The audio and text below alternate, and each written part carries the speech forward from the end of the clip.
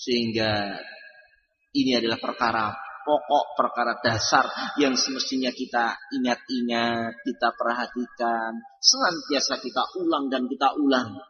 Karena sangat beratnya menjaga keikhlasan yang ada dalam qalbu masing-masing kita. Barakallahu fikum. Cara untuk, atau di antara cara untuk mengatasi semua itu, yang pertama, dengan seseorang berupaya dan berusaha di antaranya menyembunyikan amalannya bila memang memungkinkan, dan ketika memang itu lebih baik dengan cara menyembunyikan amalan. Sehingga dari sisi inilah puasa itu sebagaimana dalam hadis qudsi, as-saumu li wa ana ajzi bihi. Puasa itu untukku dan aku yang akan membalasnya. Kalau amalan-amalan selain puasa terkadang dilipatkan sampai 10, terkadang dilipatkan sampai paling 700. Adapun khusus puasa, Allah mengatakan aku sendiri yang akan membalasnya. Artinya tidak terbatas, terserah Allah Subhanahu wa taala mau melipat gandakan sampai berapa, terserah Allah Subhanahu wa taala. Kenapa? Karena yang namanya ibadah puasa itu amalan yang paling enteng untuk terciptanya keikhlasan. Amalan yang paling enteng untuk terciptanya keikhlasan. Kenapa? Karena seseorang tidak bisa dia pamer dengan puasanya secara terang-terangan sebagaimana sholat, sebagaimana zakat. Sehingga dari sisi inilah seseorang itu lebih enteng menjaga keikhlasan dengan melakukan apa itu puasa dibanding amalan-amalan yang lainnya. Sehingga karena saking bagusnya amalan ini, wa ana ajzi bihi, dijelaskan Syekh Muhammad bin Shalih Al-Utsaimin rahimahullahu taala. Besok di akhirat dalam hadis Abu Hurairah yang ada di Sahih Bukhari dan Muslim tentang hadis yang panjang,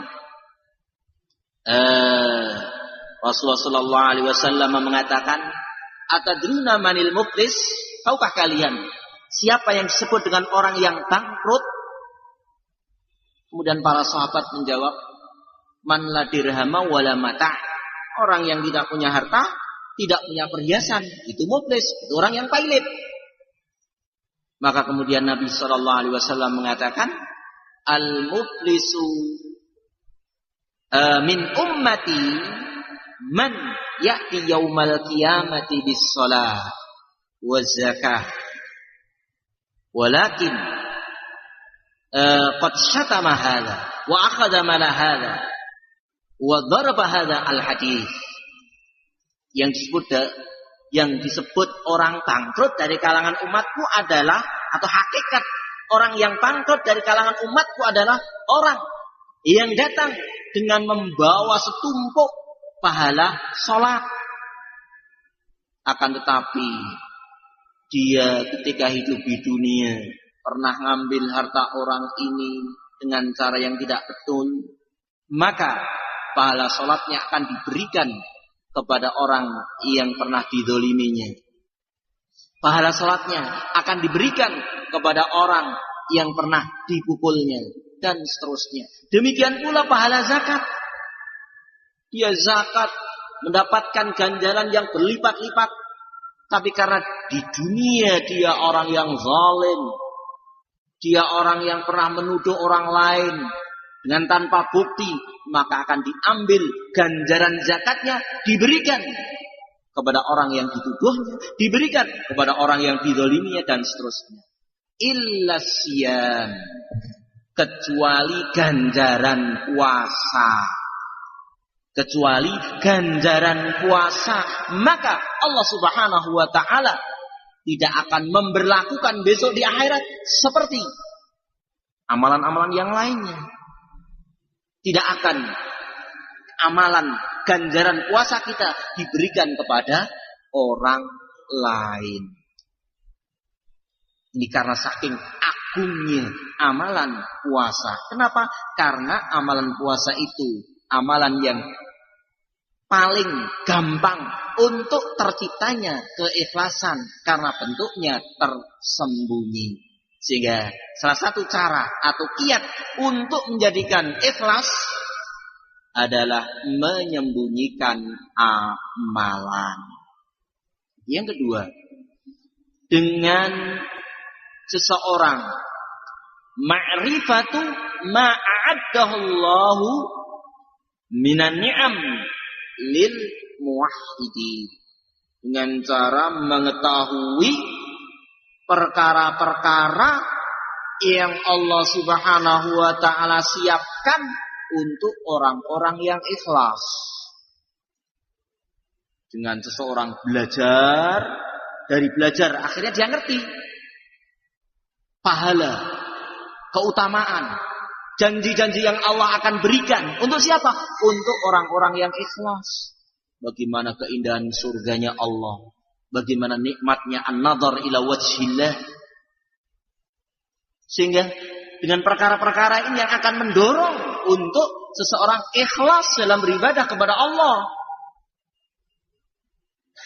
Demikian pula sebaliknya, seseorang mengetahui ancaman-ancaman Allah untuk para pelaku kesirikan,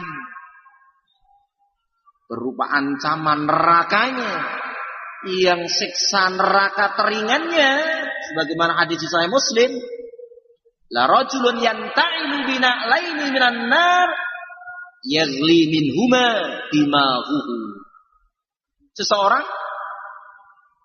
mengenakan sandal yang terbuat dari api neraka karena saking panasnya hingga mendidih sampai ubun-ubunnya. Ketika seseorang benar-benar menghayati, benar-benar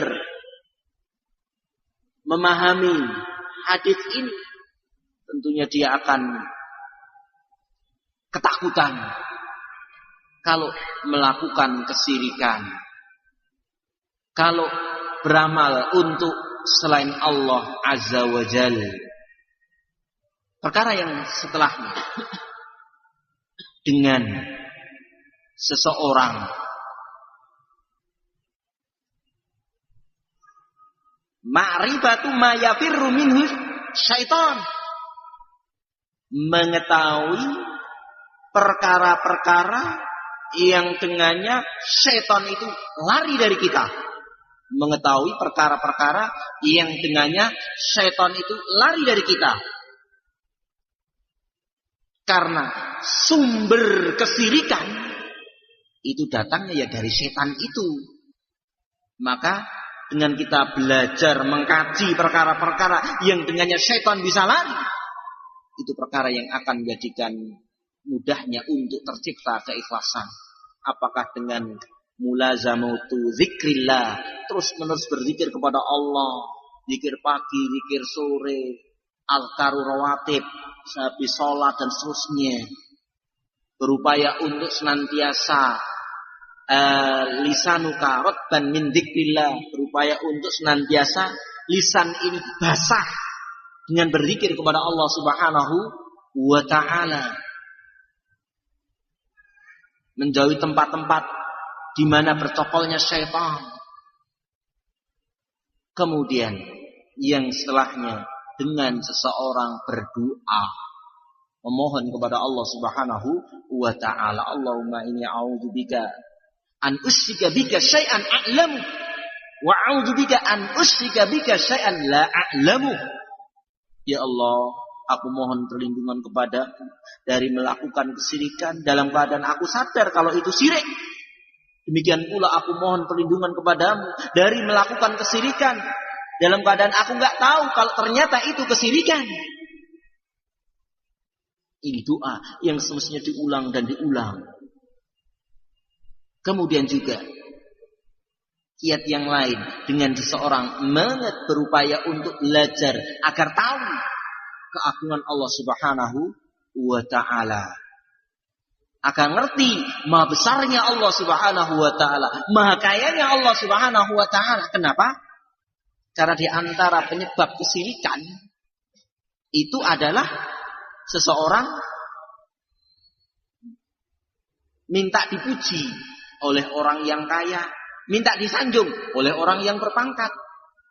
Padahal kalau kita benar-benar menghayati, memahami Allah maha kaya, Allah maha mengetahui, Allah maha besar, Allah maha agung, semua selain Allah adalah kecil, remeh, lemah.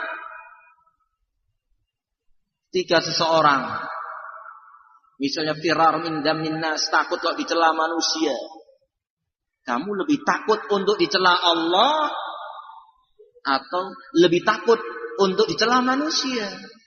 Di mana manusia tidak bisa mencegah apa yang Allah Ta'ala timpakan kepadamu, tapi Allah Subhanahu wa ta'ala yang akan bisa mencegah apa yang manusia akan timpakan kepadamu. Sehingga semestinya seorang itu lebih takut kepada Allah dibanding takutnya kepada manusia. Barakallahu fikum.